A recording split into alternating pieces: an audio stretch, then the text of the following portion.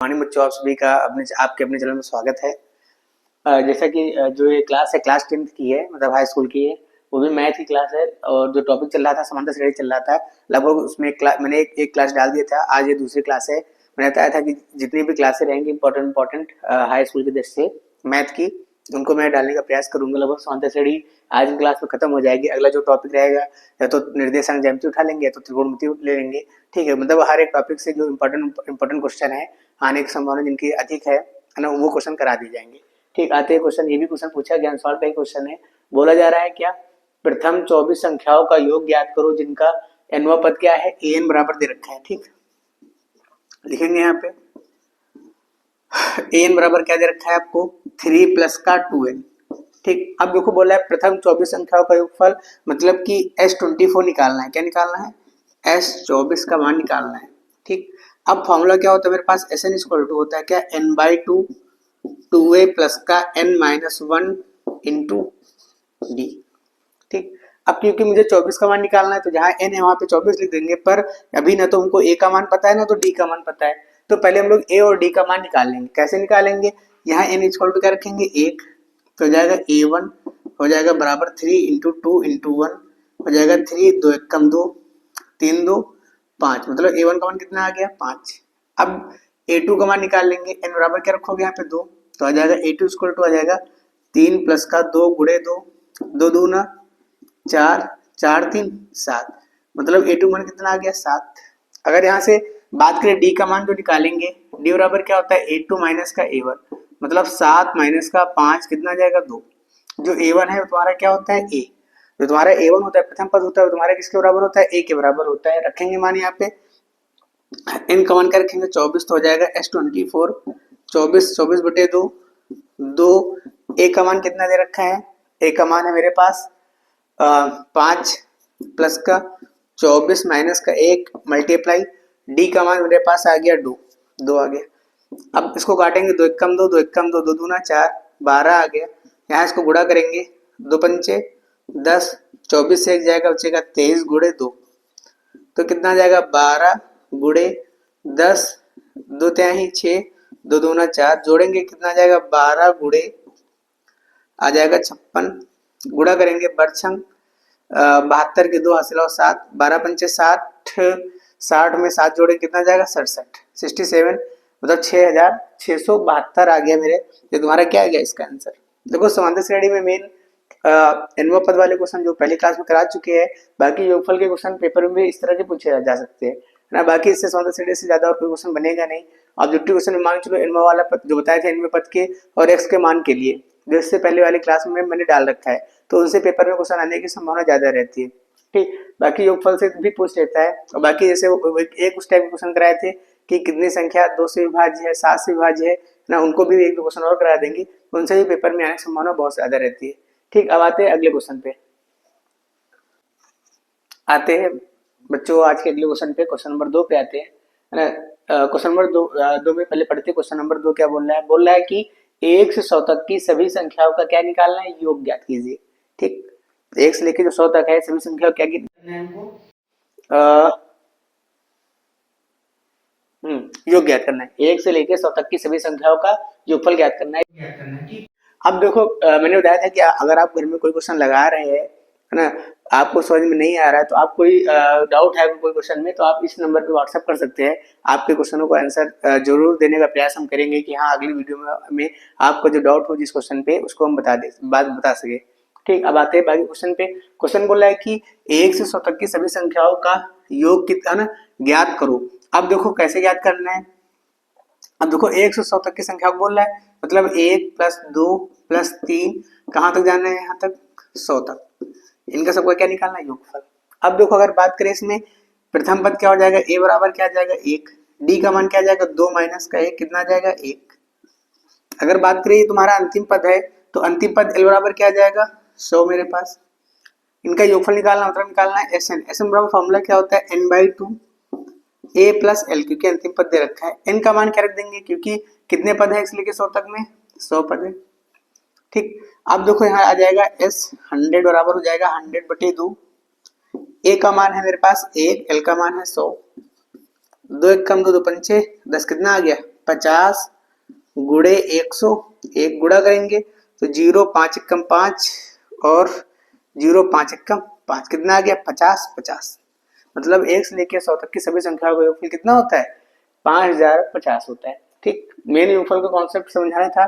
देखो दो फॉर्मूले होते हैं, फॉर्मूला ये होता है Sn बराबर n/2 a प्लस l। एक मेरे पास फॉर्मूला और होता है Sn बराबर क्या होता है n/2 2a प्लस का n माइनस का 1 मल्टीप्लाई डी। एक इसका यूज करते हैं और एक इसका यूज करते हैं। इसका यूज कब करते हैं जब अंतिम पद दे रखा होता है, और इसका यूज कब करते हैं जब अंतिम पद न दिया होता है। ठीक, अब आते हैं अगले क्वेश्चन पे। देखते हैं भाई क्वेश्चन। क्वेश्चन क्या बोल रहा है, मैंने बताया था कि जैसे 2 अंकों की क्वेश्चन बता दिए थे कि 2 अंकों की कितनी संख्या 3 से विभाज्य है, इससे पहले वाली क्लास में। आप बता देंगे कि 3 अंकों की कितनी संख्या बोल रहा है 7 से विभाज्य है। इस तरह के क्वेश्चन पेपर में आने के चांसेस बहुत ज्यादा है, पेपर में आ भी सकते हैं कि पेपर में पूछ लेगा कि 3 अंकों की कितनी संख्या 7 से विभाज्य है, मैंने इसमें लिख रखा है। या पेपर में आ सकता है 3 अंकों की कितनी संख्या 5 से विभाज्य है, 3 से विभाज्य है, 2 से विभाज्य है। ठीक, इनको ध्यान में अवश्य रखना कि क्वेश्चन बोल क्या रहा है। ठीक, इससे पहले क्लास में मैंने बताया था 2 अंकों वाली, है ना। अब आते हैं 3 अंकों। देखो 3 अंक अगर बात करें स्टार्ट कहाँ से होते हैं 3 अंक की संख्या, तो 3 अंक की जो संख्या होती है वो स्टार्ट होती है 100 से। कहाँ से स्टार्ट होती है भाई 100 से स्टार्ट होती है, क्योंकि देखो 99 में तो 2 अंक है, 100 से स्टार्ट कर कहाँ से स्टार्ट करेंगे 100 से। अब हमको ध्यान में ये रखना है कि क्या 100 7 से कट जाएगा, नहीं कटेगा भाई, 7 से डिवाइड पूरा नहीं होगा ही नहीं 100, तो 100 तो नहीं कटेगा। अब आते हैं 102 लेके करते हैं ना। जैसे अगर बात करें 100 क्या 7 से कट जाएगा, 7 एकम 7, यहाँ 30 आ जाएगा, नहीं कटेगा। अब 101 लेके आते हैं, यहाँ 31 आएगा तब भी नहीं कटेगा। 2 लेके आएंगे तो यहाँ 2 आ जाएगा तब भी नहीं कटेगा। हाँ, इसका मतलब यहाँ पे हम क्या लाए 5, क्या लाए 5, 5 लाएंगे तो 7 बचे 35, तो मतलब कितना हो गया मेरे पास 105, फिर 112, फिर 119, कहाँ तक ले जाना है मुझे। अब देखो 3 अंकों की संख्या समाप्त कहाँ पे होती है 999 पे, क्योंकि 1000 में 4 अंक होते हैं। ठीक, अब क्या 999 7 से कट जाएगा, ट्राई करते हैं इसको काटने का प्रयास करेंगे। 7 एकम 7, यहाँ 2 9, 7 चौक 28, 1 और 9, 7 दून 14, यहाँ कितना आ गया 5। इसका मतलब ये नहीं कटेगा। तो इसका मतलब जैसे 5 है तो यहाँ 5 सब्ट्रैक्ट कर देंगे तो कितना आ जाएगा, यहाँ पे आ जाएगा 9 से 5 घटाएंगे आ जाएगा 4, मतलब 94 कट जाएगा। तो यहाँ कितना आ जाएगा 4, 7 दून 14 कट गया, मतलब लास्ट पद क्या आ जाएगा 994। ठीक, अब बताना है संख्या, मतलब इन कमांड बताना है कि कितनी संख्या होंगी। ठीक, तो देखते भाई कैसे निकालेंगे इसमें। देखो आपको प्रथम पद दे रखा है, एक का मान दे रखा है क्या 105, डी का मान निकालेंगे क्योंकि 7 से विभाज्य है, इसका मतलब सभी संख्याओं में 7 का अंतर है, तो 112 से 5 घटाएंगे आ जाएगा 7। अंतिम पद एल बराबर दे रखा है 994। फॉर्मूला क्या होता है अंतिम पद ए प्लस का n माइनस 1 इंटू डी बराबर क्या है 994। ए का मान क्या है 105, n माइनस 1 इंटू डी का मान क्या है 7 बराबर 994।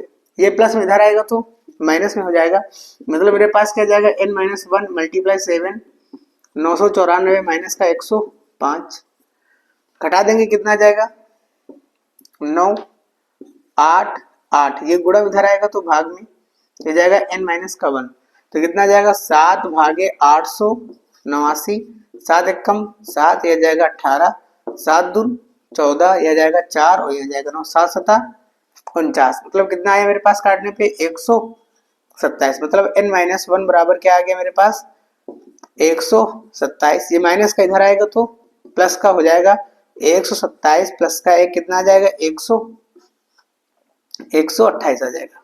मीन n का मान क्या है मेरे पास n का जो मान आएगा कितना आएगा मेरे पास n का मान प्लस में हो जाएगा, n बराबर हो जाएगा 127 प्लस का 1 कितना आ जाएगा 128। मीन कितनी संख्या 7 से विभाज्य होंगी 128 होंगी। ठीक, अब आते हैं अगले क्वेश्चन पे। बाकी मान चलो अधिकतर क्वेश्चन तुम्हारे स्वागत श्रेणी की खत्म हो चुके हैं, है ना। जितने क्वेश्चन बता दिए लगभग 4-5 क्वेश्चन उस टाइप के बताए थे, और ये 5 क्वेश्चन हो गए, लगभग बस 8 ही 10 टाइप के क्वेश्चन बनेंगे पेपर में, उसके आगे पेपर में कोई नया टाइप क्वेश्चन नहीं पूछा जाएगा। ठीक, अब आते हैं अगले टाइप क्वेश्चन लेके। अगला क्वेश्चन क्या बोला है, उस श्रेणी का 31वां पद ज्ञात कीजिए जिसका 11वां पद 38 है, 16वां पद क्या है 73, है ना। इस टाइप का भी क्वेश्चन पेपर में पूछा जाता है, पूछा भी गया है क्वेश्चन पेपर में कई बार। ठीक, अब समझते हैं क्वेश्चन का कॉन्सेप्ट। बोला है 31वां पद मतलब T31 बराबर निकालना है। फॉर्मूला क्या होता है T31 बराबर, T31 बराबर होता है a प्लस का 30d। मीन्स हमको स्वांतः श्रेणी निकालने के लिए हमको a और d का मान चाहिए। a क्या होता है प्रथम पद, d क्या होता है सार्वंतर। बोला है 11वां पद दे रखा है, मतलब T11 बराबर दे रखा है क्या 38, क्या होता है a प्लस का 10d बराबर दे रखा है 38, इसको समीकरण 1 मान लेते हैं। फिर बोला है 16वां पद मतलब T16 बराबर दे रखा है 73, इसका मतलब क्या दे रखा है a प्लस का 15d बराबर क्या दे रखा है 73, इसको समीकरण क्या मान लेंगे 2। समीकरण 1 2 को क्या करेंगे सॉल्व कर लेंगे। लिखेंगे समीकरण 1 व 2 को हल करने पर, 1 व 2 को हल करने पर तो क्या आ जाएगा a प्लस का 10d बराबर आ जाएगा 38 और a प्लस का 15d बराबर क्या आ जाएगा 73। घटा देंगे कितना आ जाएगा माइनस का 5d बराबर आ जाएगा 73 से भाई 38 घटा देंगे कितना आ जाएगा 5, 6 से 3 जाएगा 3, कितना आ जाएगा माइनस का 35। तो d बराबर क्या आ जाएगा माइनस का 35 बटे माइनस का 5, कट जाएगा 5 कम 5, 5 सते कितना आ गया मेरे पास d बराबर आ गया मेरे पास कितना 7। अब d का मान कहाँ रखेंगे समीकरण 1 में, मतलब क्वेश्चन फर्स्ट में रखेंगे तो क्या आ जाएगा मेरे पास a का मान आ जाएगा।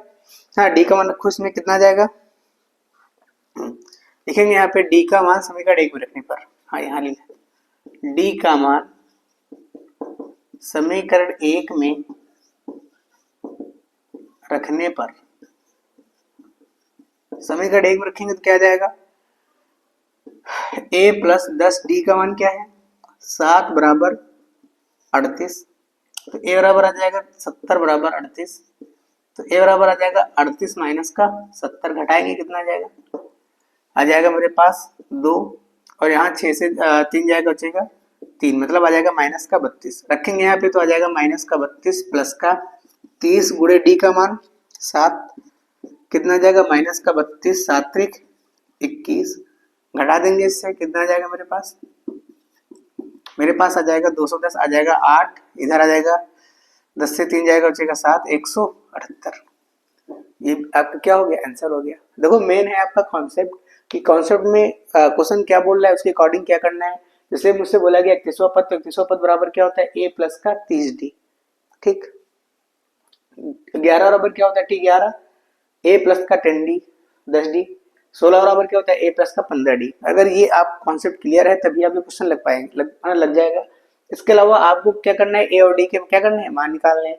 अब देखो जैसे ये T31 बराबर a प्लस का 30d कैसे आया, तो फॉर्मूला होता है Tn इक्वल टू क्या होता है a प्लस का n माइनस इंटू डी। तो n का मान क्या रखेंगे 31, a प्लस का 31 माइनस 1 इंटू डी, कितना जाएगा a प्लस का 30d, है ना।